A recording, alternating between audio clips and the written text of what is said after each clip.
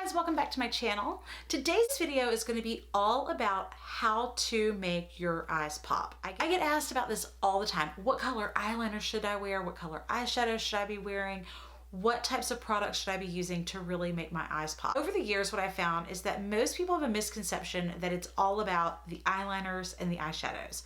This video is going to be all about how to make your eyes pop, but there's not going to be a single eyeliner or eyeshadow used in the entire video. And the reason being is the products that truly make your eyes pop are the products you do before you ever touch an eyeliner or an eyeshadow. It's a beautifully framed brow, it's a perfectly primed eye, and it's a corrected and concealed under eye area. Before you ever put on another product, mascara, eyeliner, or eyeshadows, those products are the products that truly make your eyes stand out, whether you're even wearing any other eye products or not. So this video is going to cover my personal go-to products for that. However, because I have a unique situation with my brows where I am practically bald on the brows and my brows are really, really light, I think it's unfair for me to only show my go-to brow products because most people out there aren't going to need all of the products that I have to use to create a brow. So I've asked my friend Mandy, who is the exact polar opposite of my coloring and skin tone, to be my model so that I can demonstrate how to use correction on someone who has a more pink-based undertone, and also for someone who has a naturally full brow who just wants to enhance the brow lightly without having it have to be so sculpted. So this is going to give two different options and ways to do this, but you will be absolutely amazed at the difference in the eye in just seeing the before and after of correction, concealing, brows, and priming the eye. And then we'll move on to some other fun colors in some future videos, but I really wanted to address this because this is a passion of mine, that people understand that these are really truly the products that make your eyes pop. So let's get into the eyes. If you enjoyed the video, don't forget to give it a thumbs up, and also don't forget to subscribe. I have some fun holiday party looks coming up, and of course I'm sure there'll be a new holiday giveaway coming up, so stay tuned guys. Hope to see you back soon.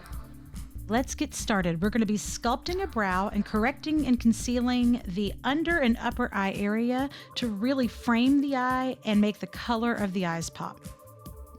Okay, I'm going to begin with a process called brow mapping, and I'm going to go into this much more in depth a little bit later in the video when I'm working on my model.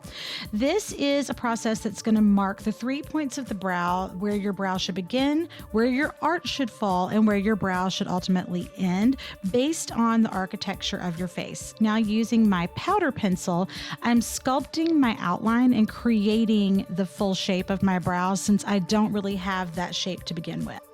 When you have as much bare skin in your brow area as I do, you need to make sure that whatever products you use will stick and adhere, but don't look waxy and creamy and obvious. And so I like the powder pencil from Lancome to outline, and then I'm going in here with the Brow Fix Wax Primer from Anastasia and the Brow Powder Duo, also from Anastasia. I need the wax to allow that powder to stick to the skin and then blend in. And I'm using just an inexpensive angle brush from e.l.f. to blend that out, and using that pencil just to fine tune any patches where I feel like I need just a little added coverage. Now I'm going to be using a brow gel that has fibers for volumizing the hair in the brow, and I'll be sweeping that on, and then using a clean spoolie, I'm going to brush the hairs back into place. Now I'm going to be cutting in to clean up the line of the brow. I'm using here the MAC Paint Pot and Painterly, which I'm also going to use as my eyeshadow base. You can also use a concealer or any other cream flesh tone product to cut in and highlight and clean up that area. And I'm using a dampened beauty blender just to clean up my edges here. And that's going to complete the brow. Now I'm going to be moving on to the under eye area. I'm going to begin by hydrating really well underneath the eye. This is crucial before you apply the concealer or corrector to keep it from looking cakey, to apply fresh eye cream. And that means don't put it on and wait 20 minutes and go back.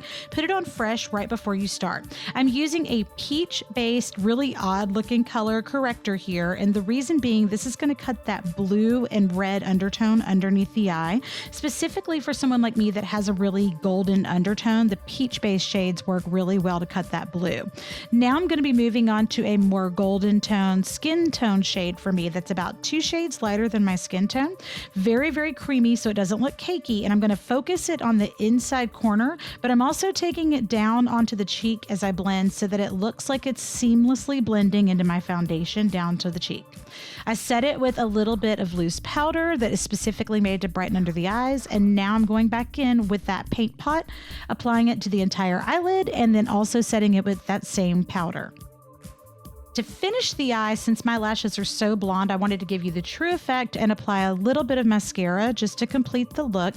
However, I am in no way saying that I support this mascara because I found it to be extremely clumpy and I had to really work it to get it to even halfway work for me. But it gives you the general idea of the before and after and how big a difference just these basic products make. Anything I put on top of this now is going to really enhance my eyes. Here's my friend Mandy. She's going to be my model, and she hates when I make her wave on camera. I'm going to begin by correcting under her eyes. I'm using a hydrating eye treatment again because I really want that nice slip that it creates so the concealer and corrector don't look cakey, and so I can apply a little bit more coverage without it looking thick. I'm going to be using the Armani Master Corrector number 1, which is more of a bisque kind of pinky peach shade that cuts blue under the eye and works a little better on fairer or more pink toned skins. And I'm working this primarily on that inside where you can see she's much more blue and red. Now I'm using a concealer that matches the basic undertones of her skin that is 1 to 2 shades lighter than her skin tone. I'm not using a lot of concealer here, though it looks like I am. I'm actually just using it very broadly throughout the entire under eye area, including the outside and top of the cheek. This is the Touche Éclat from YSL, which is a radiant brightening pen, and this is going to be used just on the areas that still have a look of shadowing underneath the eye. These have a luminous quality, and they're a little more sheer than concealer, so they're great just for brightening, but not to be used in place of a concealer. I'm then going to use a little tiny touch of loose powder to set and look at the difference. Now, when we're working with the upper eye area, we always want to make sure if we correct under the eye, we want to correct just as much on the eyelid, especially if you're not going to be wearing shadows. But when you are wearing shadows, this is going to make a huge difference. I want an eye primer that has coverage in it, not just a clear, but something that'll actually cover up that visible redness and veining on the lid. And then I'm also setting that very lightly with powder since we're not using shadows. And look at the difference. It looks like our entire under eye and upper eye area have been lifted. Now I'm going to be using a brow powder, and all I need is powder for Mandy because she has plenty of brows. And here we're going to be mapping. Now notice I'm coming on the inside of her nostril, going straight up and then directly over the pupil of her eye, and then lining up again straight to the outside corner. Those 3 points are going to mark exactly where the brow should start, arch, and end. I'm going to begin with the brow powder using my angle brush, and I'm going to be working this underneath the brow line. That's where we want it to be the strongest. And I'm going to just layer that and sketch that in until I get the desired amount of product that I need there to fill in. Then I'm going to come on top and I'm going to repeat this process.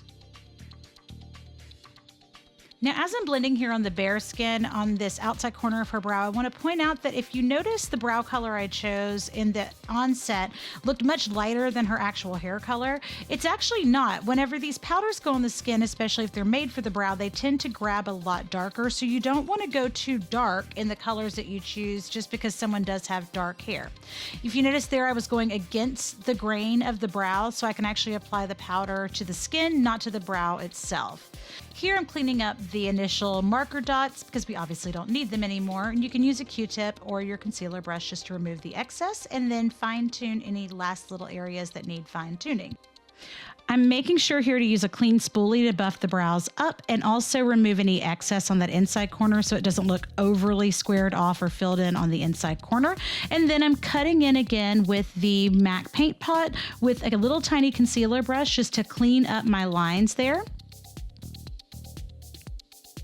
And also repeating that on the top just to smooth that out and clean up my lines on the edge.